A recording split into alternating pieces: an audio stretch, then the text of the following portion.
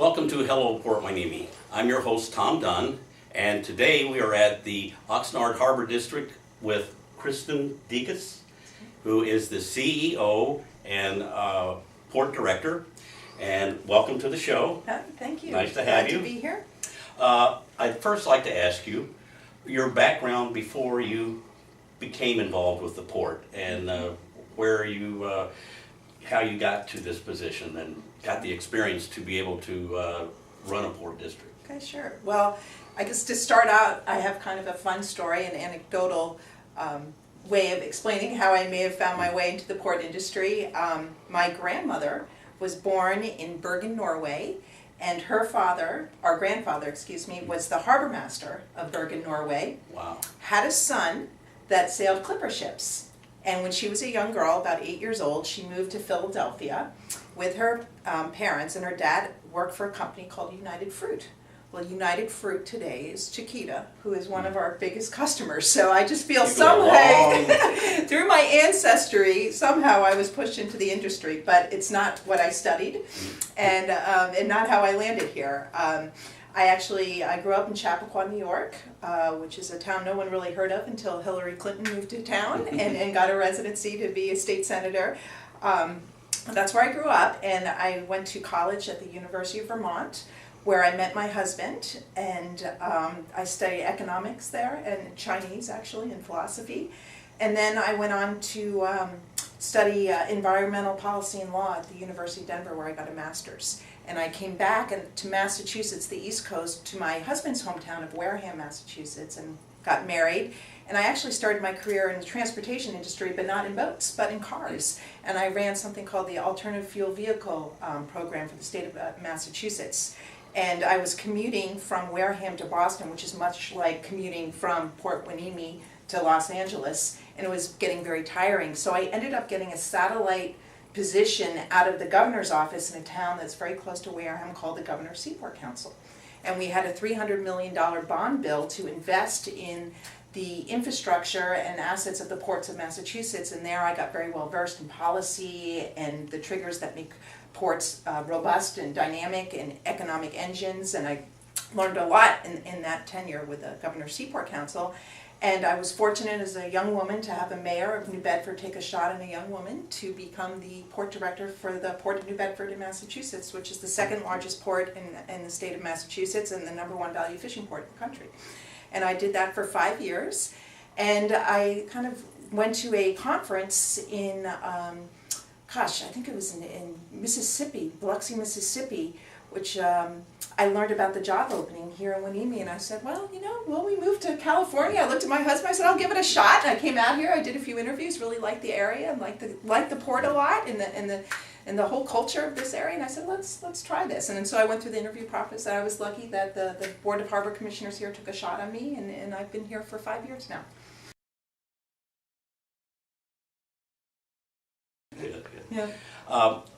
Looking over the past year here, what have you seen happen that you are real happy with with what's going on at the port? Well, I guess I'll start from a business perspective. We recently just did an update to our economic forecasting and our economic impact to the community here, and we're very proud as a port that we really are an economic engine, and we serve as an economic backbone to support jobs here in the Ventura County, particularly in Oxnard and Port Hueneme. There are 413 people that live in the city that work here at the port in direct jobs, and about 1,000 folks from Oxnard that work here. So clearly there's a strong synergy between the population of the city and the residents here and what we do at the port. And I guess speaking from a business development perspective, we're really seeing some new opportunities for the port. We just started a new service. It's an ocean carrier service called Sealand.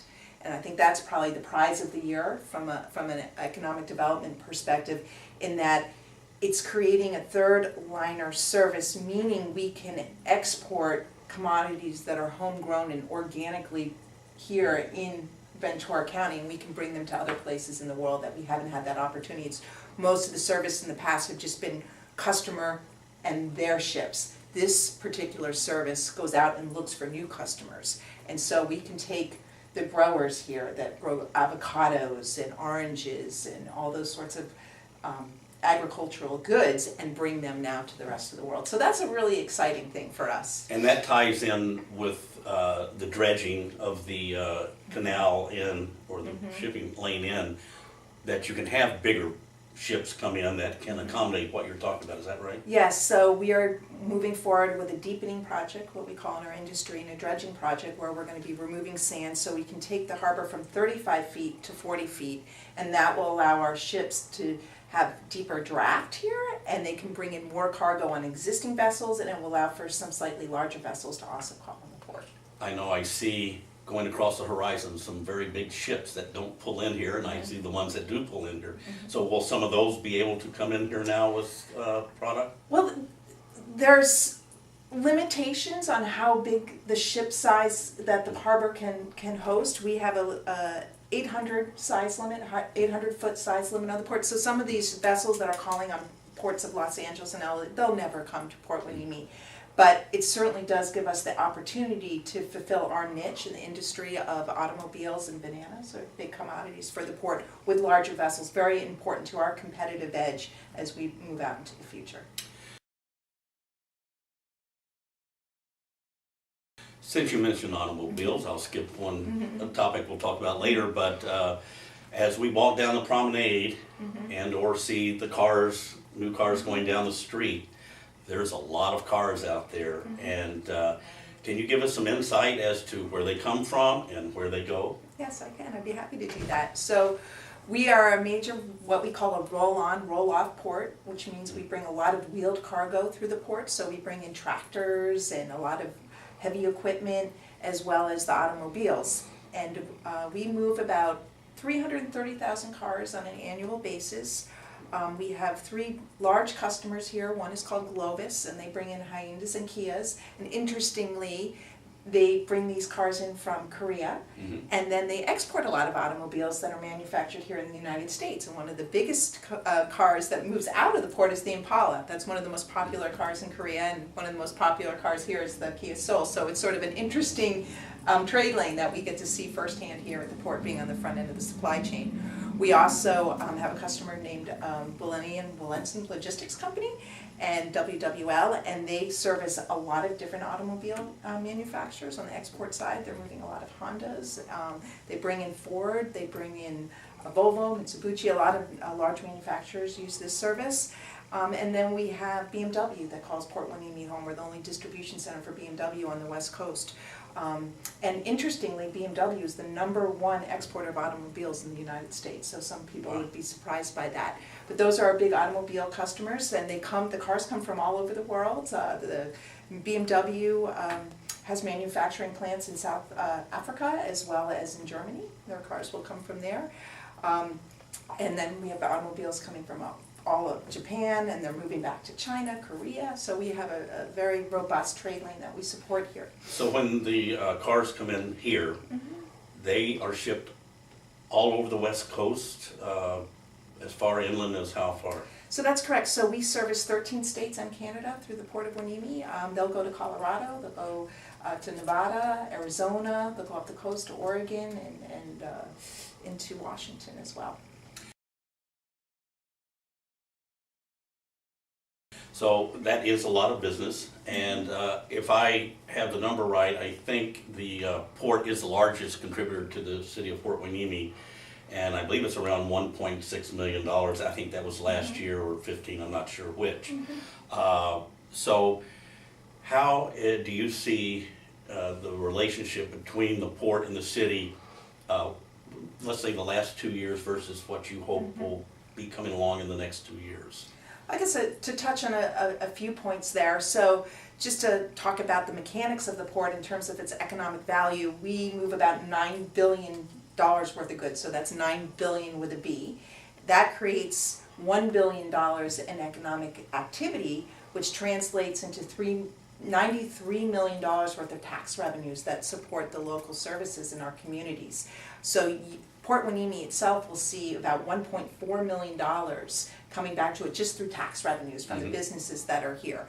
We also have over time crafted different revenue sharing agreements with the city to be a good neighbor and mitigate the impacts of the port. And so about 10% of the port's revenue goes directly to the city's budget, making us the largest contributor to the general fund for the city of Port Hueneme. So those are just very important relationships in terms of the economics and the financial piece, but it's much, much more than that we need to be strong partners. The port, I look at it this way, the port enriches the community and the community enriches the port. Our fundamental goal, it's sort of interesting as a district, is not to make money. It's interesting, we are a special district, we are a public government agency, so although all of the money and the revenues that come through the port are private monies, we don't get one dime from the taxpayer for operational business. All of it comes through our customers, but once it enters the doors of the port, the money's public money. We're owned by the taxpayer, so we have to behave like a public animal. So our ultimate mission is to bring economic and social value to the communities that we serve. It's not to make the port rich, it's to make the communities rich. And so we need to celebrate that partnership and how we work together. And we also want to support the community by doing things that make a difference. For instance, we were a sponsor for Movies in the Park this summer. We want to participate more robustly with our Banana Festival. We want to bring the people into the port so they can see what's happening behind the walls here and understand the dynamics of a working port. And we open the doors of the port, for instance, for youth tours. We want the kids to get out here and see what the opportunities are in the maritime industry. We have a memorandum of understanding with the high schools here, so students from Port Hueneme High School have the opportunity to come here and participate in a 10-week class where we'll have experts from the industry, whether it's a customs official, a freight forwarder, it's one of the general managers of Del Monte or one of our big customers, come in and educate these kids about the workings of the port. And at the end of the course, we give them a final exam, and the excelling students get paid internships with the port. So it really gives them the opportunity to see what we do, see what maritime careers are out there, as well as get something really great on their resume. And these kids that participate in this program happen to be very motivated, ambitious kids, so we benefit from their ambition in being interns here and really helping us out. So it's a nice win-win. But those are the types of programs that we want to continue to grow. We want to hear from the community itself what their needs are. So we are making the right investments in our community that are really supporting the will of the people. That is a fantastic thing to be able to do and concentrate on just besides your economic responsibilities. So just to conclude, what's the number one thing that you're looking forward to in the upcoming year? Well, we also most recently rolled out a strategic plan, and I think I don't know if I could say I have a number one thing. There's some very pressing priorities. One is to make sure that we maintain the integrity of the port and our economic standing in competitiveness in the globe, if you will, because we are an international port and we move goods all around the world, and we want to make sure we compete well and we keep our customers here and we grow new customers. While doing that, we want to make sure there's balance and that we are working well with our community partners and that we're doing projects of mutual benefit and we're supporting each other so that we both can grow. We can help the city with their financial hardships, we can bring more business here, and we can do good things from the environmental standpoint. As I said, my master's degree was in environmental policy and law, and that's very, very important from my perspective that we do projects that also protect the environment. And so we're looking at doing all kinds of good things. We're right now have a grant out to bring solar panels into the port and looking at other ways that we can be green. We have our vessels now plugging in at dock instead of running auxiliary diesel engines. So we're always trying to find ways that we can be a good neighbor, and we look forward to working with the city and growing together as a team and partnering on a lot of good projects. It does sound like you have a full menu, and for everybody to know that there's 413 jobs for Port Hueneme citizens and close to up total of 1,000 when you include Oxnard. It's really good to see that you're working so good with the city now to make it work. And we do plan to do another show here where we want to do a tour of the port, as you said, so people know what's inside the wire fences, and we see all the big ships, and really find out what they're about. So thank you very much. My pleasure. It was very, very informative, and we look forward to seeing you on our next Hello Port Hueneme.